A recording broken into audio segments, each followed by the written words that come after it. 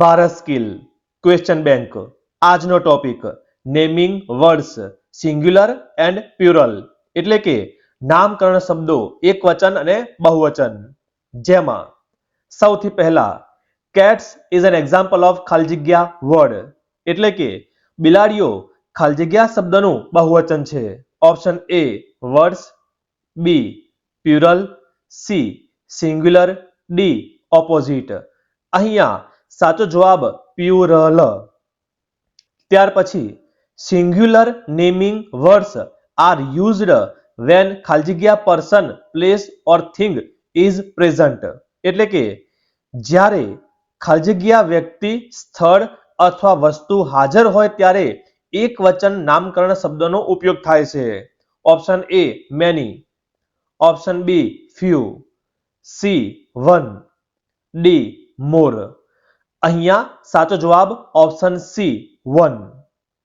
ત્યાર પછી plural form of child is ખાલી જગ્યા એટલે કે બાળકનું બહુવચન સ્વરૂપ ખાલી જગ્યા છે. Option A person, B infant, C kid, D children.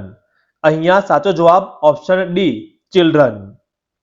ત્યાર પછી a child was working in the computer lab which had many computers. The word computers is in the ખાલી જગ્યા form એટલે કે કોમ્પ્યુટર લેબમાં એક બાળક કામ કરી રહ્યો હતો જેમાં ઘણા કોમ્પ્યુટરો હતા. કોમ્પ્યુટરો શબ્દ ખાલી જગ્યા સ્વરૂપમાં છે. Option A less, B plural, C minimum, D maximum. અહીંયા સાચો જવાબ ઓપ્શન બી પ્યુરલ.